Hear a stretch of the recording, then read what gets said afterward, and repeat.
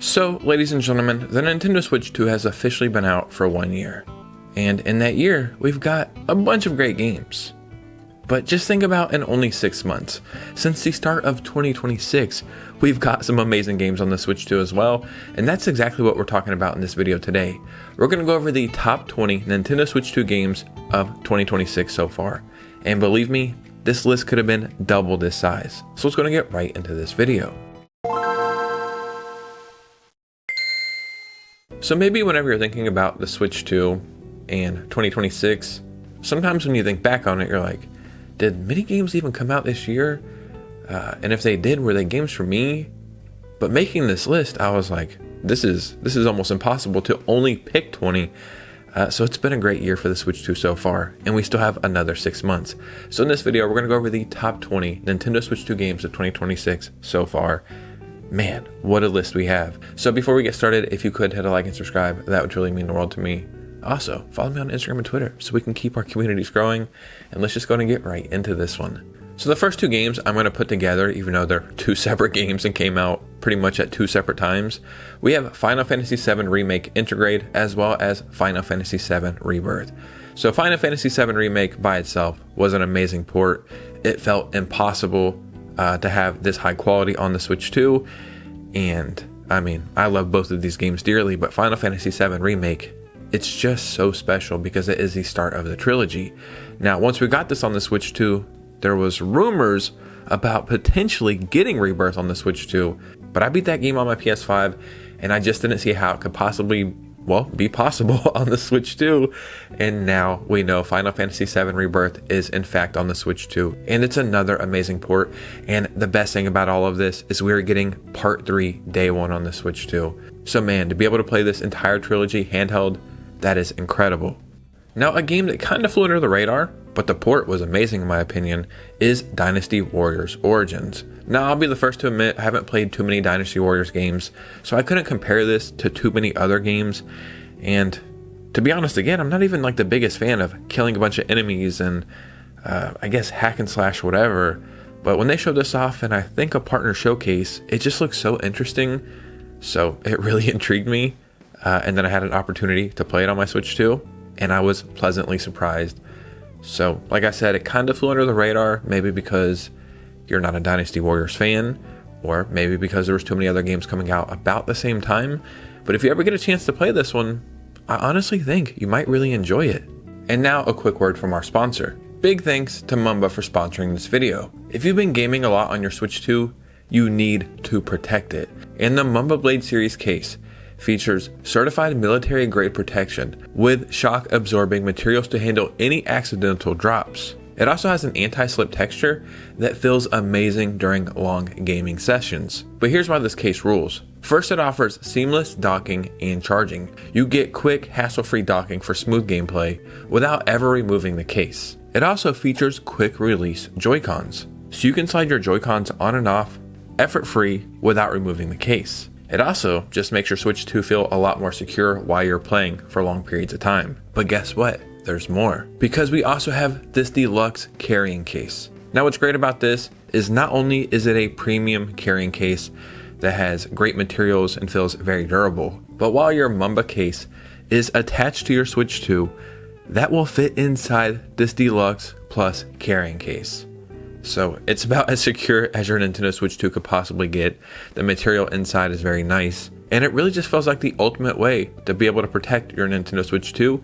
And you can also add 12 games into this case as well, so you can take a great collection wherever you're going. So make sure you click the link down in the description below to check out Mumba's Blade Series and Deluxe Plus cases today. Now let's go ahead and get right back into the video. We also have Dragon Quest VII Reimagined that came out this year, and this game is so magical. I always wanted to play this, and I know it released on the PlayStation 1, so I didn't have an opportunity to play it there. I did have an opportunity to play it on the 3DS, but I thought, I mean, if they're just gonna remake it, I might as well wait for that version. And it is one of my favorite games I beat on the Switch 2 so far. It reminded me of like an earlier time in my life in gaming, the sense of adventure, like building all these relationship with characters, and it just felt very video gamey, if that makes sense. It wasn't the hardest game either. I kind of think it was pretty easy as far as a JRPG goes, but it just was so awesome. I have zero complaints about this. It was a 10 out of 10 experience. So I'm also going to mention Resident Evil Requiem, but I also want to include 7 and 8 as well. But for now, I'm talking specifically about Resident Evil Requiem or Resident Evil 9, because again, there was rumors that this could possibly come over to the Switch 2, and now we've seen all the amazing work Capcom has done. But this is one of those games that came out day one on the Switch 2, right? It wasn't like, yeah, we're going to get that out on the Switch 2, but it's going to be about 6 months down the line. It came out day one. I seen the PS5 version, played the Switch 2 version, and if I could compare the two and say the biggest standouts, it's the hair, like the hair texture. That's it. So the fact that you can play this amazing game, truly amazing, handheld, wherever you'd like, maybe in your room, late at night, it's spooky, it's dark, that has to count for something. Now, one of my favorite gaming experiences on the Switch 2 entirely, and you're probably going to hear that a lot during this video because it's been a great year for games. Fallout 4. You see what I'm doing here? I played Fallout 4, I want to say in like 2018 on an Xbox One on Game Pass. Knew nothing about Fallout, truly nothing. Downloaded it and I loved it, right? Then I never thought about it again. Then the Fallout TV show came out, I think season 2. I started watching that and I thought, yeah, I want to play some Fallout. And this was so damn good on the Switch 2. I had to force myself to stop playing it, right? Like I beat the main campaign, a bunch of side quests, and I thought, there's other games out there, I gotta stop. And what's really interesting and awesome about this game is it has that 40 frames per second mode, which was just that sweet spot, which I hope more developers would do in the future. So I think right now, for the time being, this actually might be the best first-person shooter on the Switch 2. A really unique game we got this year that a lot of people were expecting but weren't so sure about it showing up, and that game is Blueprints. Welcome to Mount Holly, the mysterious manor with shifting rooms. In Blueprint, you embark on a genre-defying experience filled with a unique mix of mystery, strategy, and puzzles that weave together to create an unpredictable journey. So it is a puzzle game, but it almost feels like an alive puzzle game. It's just a puzzle game done right, man, and one of the best. And a game that I think a lot of people kind of skipped over again, and I'm not really sure why. Maybe they played it on other platforms, but on the Switch 2, it just feels like it was made for that console. So arguably the biggest first-party Switch 2 game to come out this year, which I think surprised even Nintendo, is Pokemon Pokopia. And what can I say about this game, man? It completely took over. It became a system seller. Yes, I guess because it's got like Pokemon themed, but I think they just made an amazing game. This was developed by Game Freak and Koei Tecmo's Omega Force, which I believed developed the Dragon Quest Builder games, which are incredible as well. Now they're even making like bundles, Switch 2 bundles with Pokemon Pokopia. And I'm not even kidding. I truly think this game is going to eventually sell over 20 million copies, maybe even 30 million, and could go on to become one of the best-selling Pokemon games of all time. Now, another game that unfortunately I feel like got skipped over, and I'm not really sure why, at least it feels that way, I could be wrong, is Monster Hunter Stories 3 Twisted Reflection. This might be the second or even third Capcom game we've talked about so far in this video, and there's even more to come. And that's because Capcom has been on an absolute roll on the Switch 2, putting out some of the best ports, just high quality, and yeah, this is no different than the others. Now honestly, and this is just a personal preference, I would love if a future Pokemon game had this kind of graphical style. I don't know if it's like cel shaded or what, but it just feels so bright and vibrant and something that would hold up incredibly well. I really don't have too much to say about this one. I think it's a solid experience. I think it got like a 80 on Metacritic, which again is pretty fair. But if you are interested in this, I do believe there is a demo. Now another game that came out and I think was just amazing on the Switch 2, and it just feels like it was made for the Switch 2 even though it was multi-platform, that is Mouse PI for Hire. This was a game that I seen on Twitter for like 3 or 4 years, and I honestly thought it was like a mock-up or something. And then, yeah, it was a real game, and it was awesome. I know this kind of art style and gameplay is not for everybody. It's almost like a mixture of like Cuphead's graphical style and classic Doom gameplay.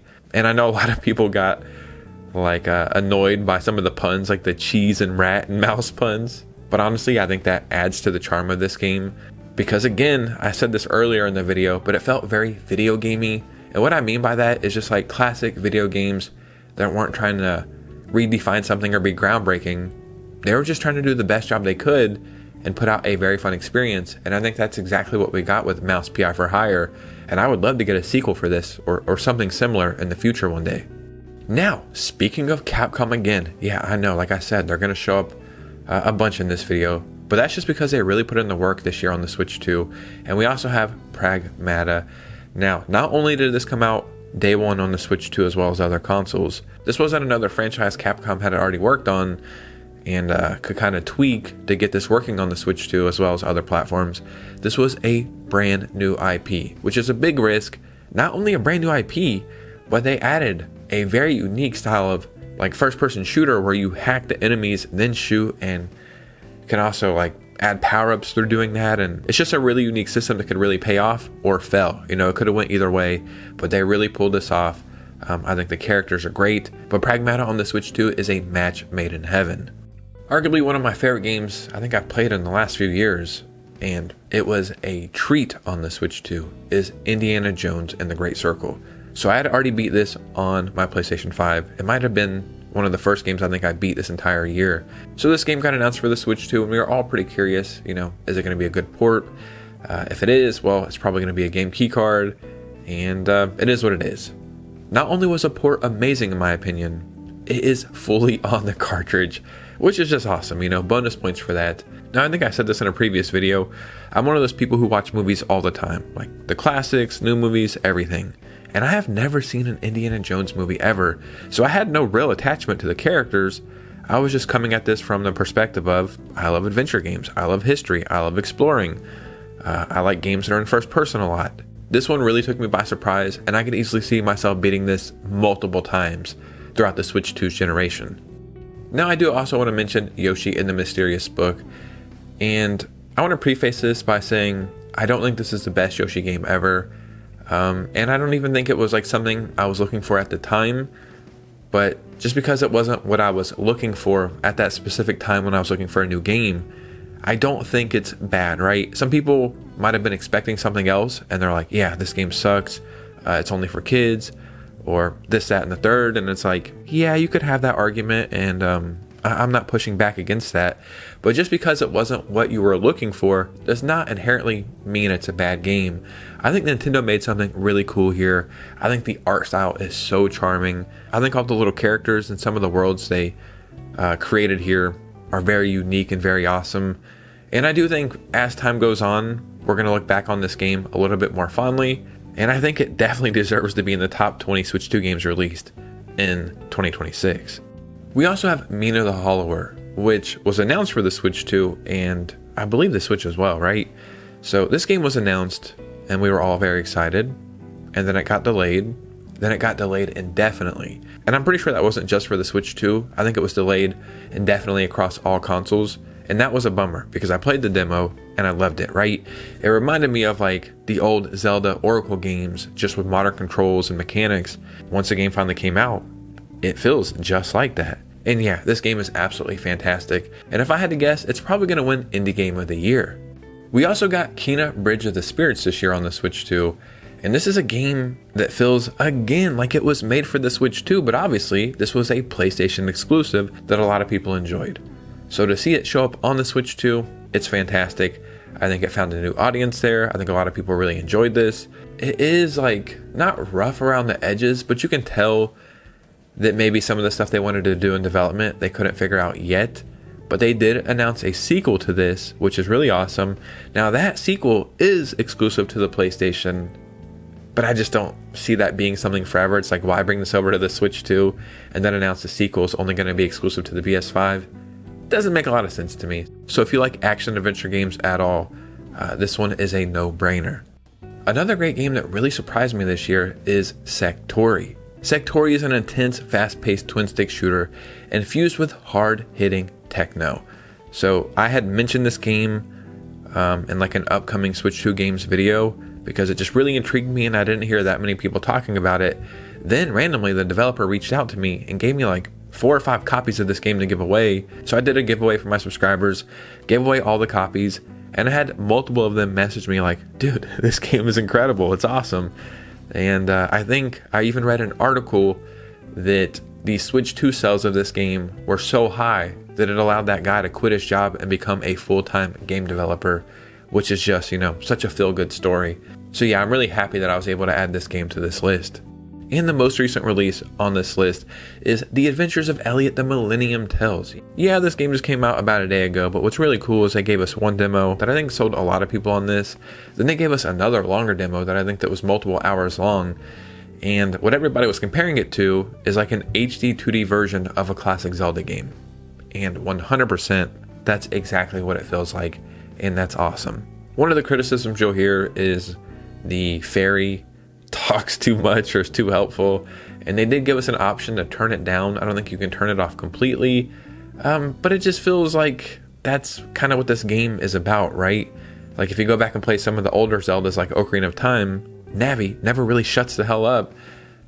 So I kind of like it, you know, it's kind of corny a little bit, but sometimes I like that. I know some people are like, I don't want nobody to help me, I want to do everything myself, and that is fair. It's a game I have not personally beat yet, but I'm playing through it and I'm loving every second of it. And I hope this is a series that Square Enix will continue for as long as they possibly can.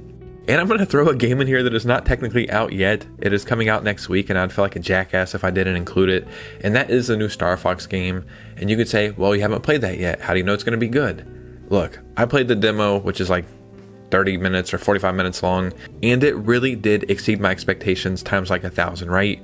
It was a game I thought I'm going to pick up and I'm going to play and I'm going to say, that's cool. But once I played that demo and I seen the graphics and the gameplay and the audio and just everything, I was blown away by this. So I truly cannot wait to play through the entire game. But what I've played so far, 10 out of 10 experience. And I feel very comfortable saying this is going to be one of the top 20 Switch 2 games released in 2026, like in the first half, right? I feel very comfortable saying that. Ladies and gentlemen, 2026 has been absolutely amazing for the Switch 2 so far. And there was other games, right? Mario Tennis Fever. Where the hell was that in my list? I don't think it was a top 20 game. That's me personally saying that, but I know a lot of people did enjoy it, right? And that's what's cool about these lists. My top 20 so far probably won't be your top 20. So in the comments below, I would love to hear from you guys. What games have you been playing on the Switch 2 in 2026? What are your favorite? Which ones did you pick up? Which ones did you not like? Just start a conversation. And if you made it all the way to this part of the video, if you could do me a favor, hit a like and subscribe on the way out. Follow me on Instagram and Twitter on the way out, and consider becoming a channel member, as that is the ultimate way to support this community. And I would forever be indebted to you. It would just mean the world to me. And you guys know me. I'll see you very soon with a new video. Peace.